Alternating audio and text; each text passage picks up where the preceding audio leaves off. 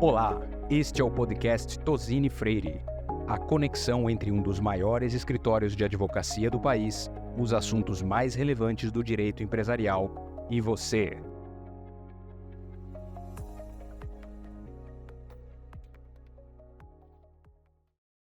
Bem-vindos a mais um episódio do Regulação Estratégica em Pauta, o podcast do Grupo Regulatório de Tozini Freire. Um espaço pensado para quem toma decisões em ambientes regulados, estão cada vez mais regulados, e quem precisa ir além da leitura normativa.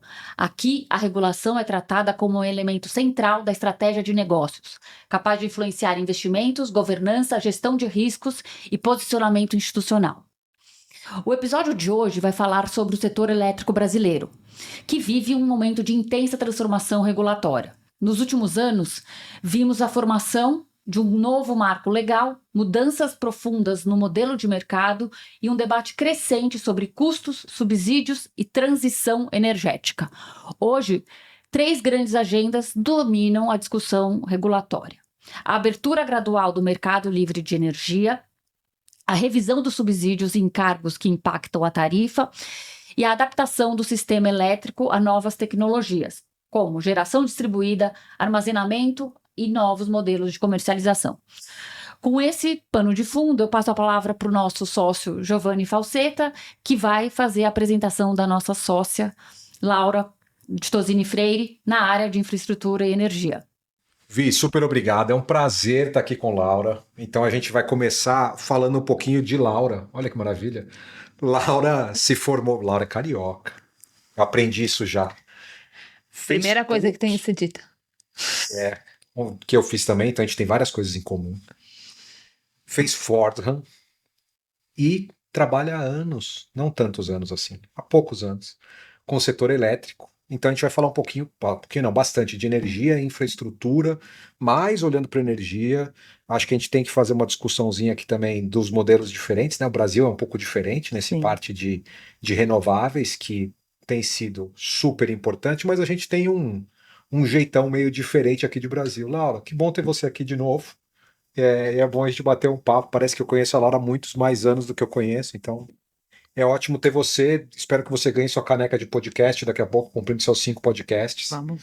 Conta um pouco, Laura, como é que você viu no passado, um pouco de quando você começou a trabalhar com energia, o passado e como que a gente está chegando hoje nessa regulação que é basicamente nova, tem novos marcos aqui. Como é que você está vendo isso? Muito legal. Obrigada, Vivian. Obrigada, Giovanni. Foi um prazer. Eu também me sinto já aqui na casa há muitos e muitos anos, isso é muito bom. Prazer participar do podcast. Eu comecei a trabalhar muito jovem, né? Muito criança no mercado do setor elétrico, brincadeira. Mas é uma evolução muito sensível e notória que a gente vê o setor. Quando eu comecei a trabalhar com o setor elétrico, na verdade, os profissionais de direito que trabalhavam com o setor elétrico, eles eram profissionais que tinham background de direito administrativo, porque as agências reguladoras, elas surgiram, né, logo após a reforma administrativa com a emenda constitucional 19, em 95, depois foram criadas, havia toda uma discussão jurídica sobre a capacidade, a autoridade, legitimidade, escopo de atuação, competência das agências reguladoras vis-à-vis o Ministério de Minas e Energia. Havia a Eletrobras estatal até muito pouco tempo atrás, basicamente monopolista do setor, e alguns investimentos, né, que no setor elétrico que despontavam como grandes investimentos. O Brasil passou por uma transição entre um modelo puramente hidrelétrico para um modelo renovável, uma transição muito bem sucedida ao longo de todos esses anos, e uma transição que hoje, 20 tantos anos, quase 20 anos depois do primeiro leilão do Proinfa, das eólicas, ela teve alguns efeitos, não diria indesejados, mas alguns efeitos que requerem hoje maior atenção para que o Brasil continue sendo um polo de atração para investimentos em energias renováveis, né? Hoje o maior problema que o setor elétrico enfrenta é o curtailment, que é o corte de energia e o nosso por excesso de energia causado em grande parte por falta de equivalência, né? Tem um mismatch entre demanda e oferta em algumas horas do dia. Outra em relação ao sistema, né? Outro fato é o sistema de transmissão, que muitas vezes não consegue assimilar toda essa energia. E parte também que demonstra alguns desvios de rota no planejamento que deveriam ser e devem ser corrigidos. Mas mais recentemente a gente passou por mais uma reforma do setor elétrico. De tempos em tempos é necessário, óbvio, porque o setor é dinâmico, porque novas tecnologias aparecem, porque novos players aparecem. De tempos em tempos a gente passa por uma reforma. O mundo vai mudando, a gente passa por uma reforma no setor elétrico. Essa reforma começou, na verdade ela começou lá atrás, no PL 414, na CP 33, e ela culminou com o MP 1304, que foi bastante ousada em vários aspectos, pretendeu regular uma série de temas que estavam pululando aí no setor, e acabou por ser um pouco desidratado, o que é normal numa discussão política, mas tivemos grandes avanços no que diz respeito à abertura de mercado, à tarifa social, que era uma pauta política, e o armazenamento de energia, isso tudo na conversão da MP, que foi a Lei 15.269. Então, de lá para cá, pode-se dizer que o setor hoje, ele não por conta apenas dessa reforma do setor elétrico, mas ao longo desses anos o setor deixou de ser um setor voltado para as hidrelétricas e na parte de geração, né, e para o desenvolvimento das hidrelétricas, para uma matriz renovável, por um mix de matriz e por um setor que se pretende aberto a novas tecnologias. Temos aí o armazenamento chegando, os biocombustíveis chegando, o hidrogênio, a amônia verde, os biofertilizantes, enfim, toda essa cadeia sendo impulsionada pela transição energética. Então, o cenário que a gente se encontra hoje é um cenário de bastante expectativa quanto ao sucesso, né, do país em gerenciar a sua matriz energética, em gerenciar os seus contratos, em gerenciar os contratos legados, em gerenciar a política para que o Brasil continue a ser destinatário óbvio de recursos e investimentos, ainda mais a hoje, né, num cenário de guerra que tem o óleo como o seu foco principal. Boa, Lau. Ouvindo você falar, fiquei com um negócio aqui na cabeça. Você acabou de falar de óleo. O mundo faz uma corrida ao óleo, ao gás, que a gente estava falando de Europa também, batendo esse papo e tudo mais. E a nossa característica é meio diferente, né? Até pela nossa matriz energética. Como é que você vê o impacto? Você está olhando esse impacto de óleo e gás nos outros países do mundo e a gente sofrendo o impacto de forma diferente por conta da matriz energética e o uso eventual de solar, eólica, a gente falou outro dia de hidrogênio também. Sim. Por que você acha que para a gente é diferente quando a gente olha para o Brasil? Eu acho que a gente tem um corpo técnico, ou técnicos pensantes no setor elétrico, que são muito voltados para a gestão racional de recursos. Eu acho que a gente tem um grupo de players que envolve agência, que envolve desenvolvedor, que envolve consumidor, que envolve associações, que pensam de forma muito racional os usos dos recursos energéticos do Brasil. Então, nós temos uma matriz hoje que é predominantemente renovável, né? Ao mesmo tempo em que nós temos 2 leilões para acontecer agora em março, né? 18 e 20, se não me engano, que tem termoelétricas a gás, termoelétricas a óleo, termoelétricas a carvão e expansão de hidrelétrica.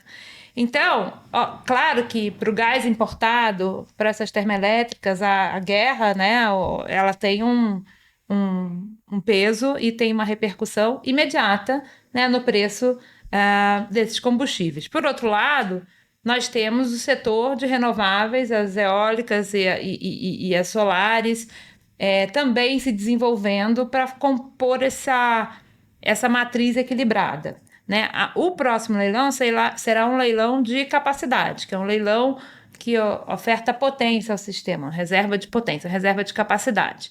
Além disso, temos o leilão de baterias, também previsto para acontecer. Era previsto para acontecer em abril desse ano, acho que é um pouco ousado falar em abril desse ano, mas já tivemos um destravamento dessa pauta muito relevante na semana passada.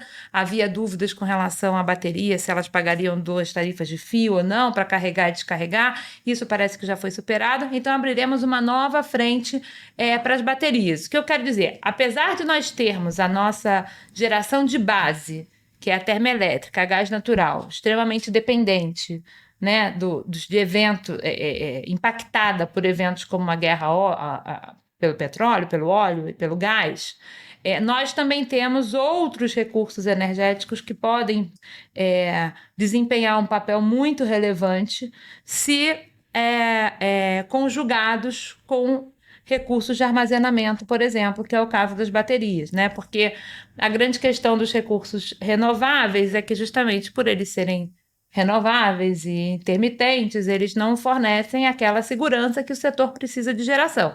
Daí que nós entramos com as termoelétricas, a gás, a óleo, a carvão, enfim.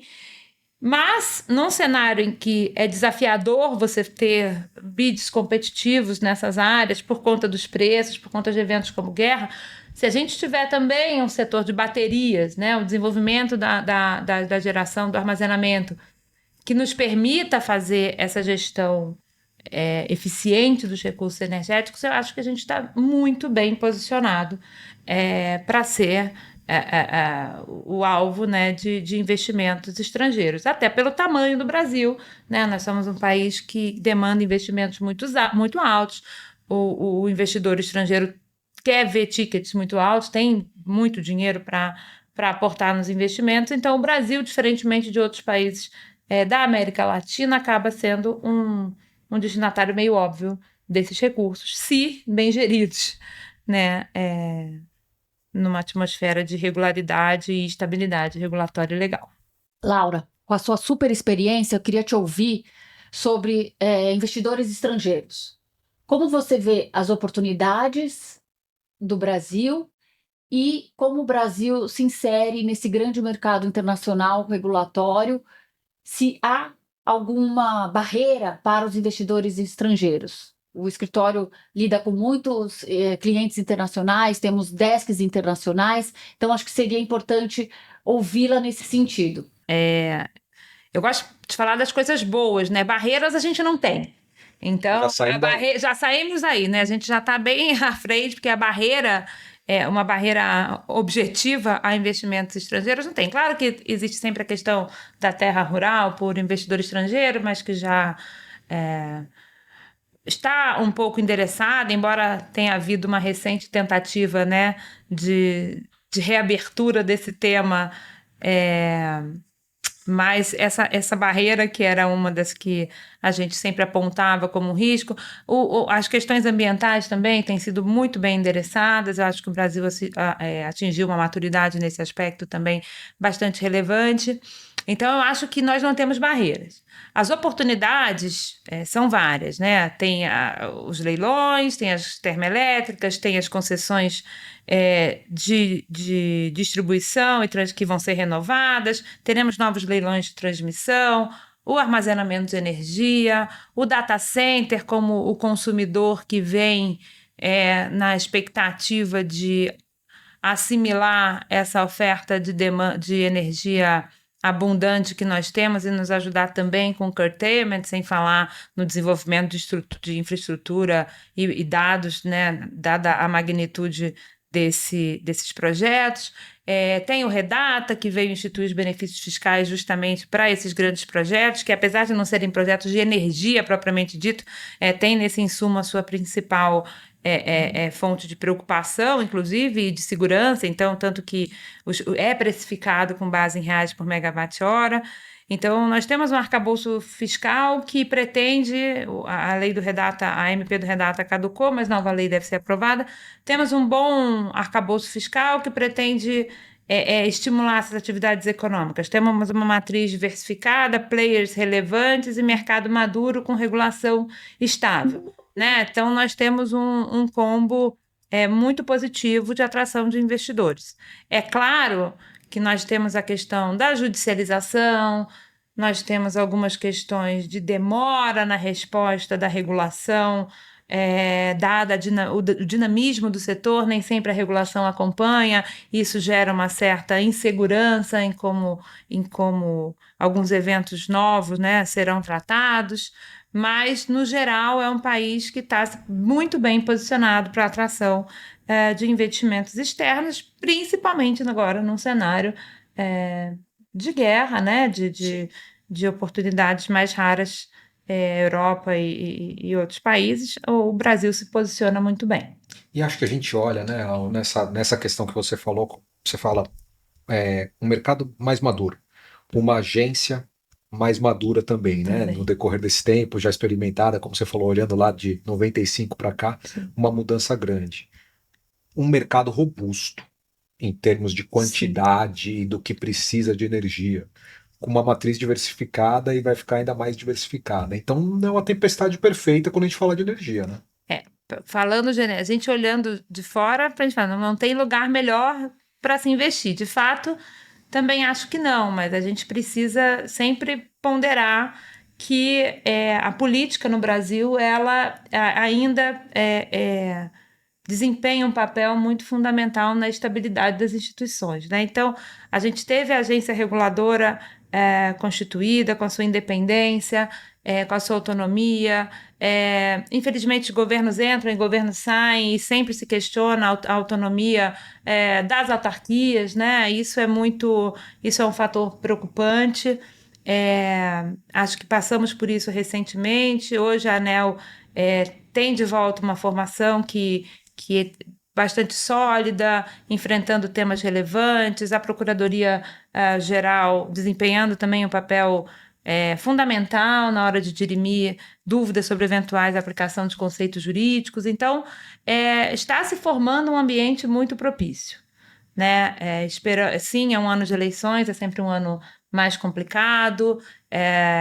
O Ministério de Minas e Energia, ou a pauta energia, ela é sempre uma pauta que é muito usada politicamente. Claro, né? É um fator de desenvolvimento social. Energia, as políticas públicas passam pelo setor elétrico, sem dúvida alguma. Mas vejo o ano especialmente de forma positiva, mesmo sendo um ano em que as eleições vêm aí como principal destaque, mas entendo que os investimentos não pararam, que as ações não pararam, e então tem um otimismo aí. Laura, acho que seria interessante você finalizar com uma lista para os nossos ouvintes das principais mudanças efetivas a partir desse novo marco regulatório. A lei, ela trouxe, na verdade, 3 pilares, né? Que é a questão dos subsídios, né? A tarifa social, do armazenamento, e mais 4. E a abertura de mercado. Então, essa é uma sinalização de que os grandes temas que vão povoar o setor elétrico esse ano, ou a partir deste ano, é a abertura gradual de mercado. E isso nós já vimos um posicionamento bastante efetivo das comercializadoras de energia, né, desempenhando um papel fundamental.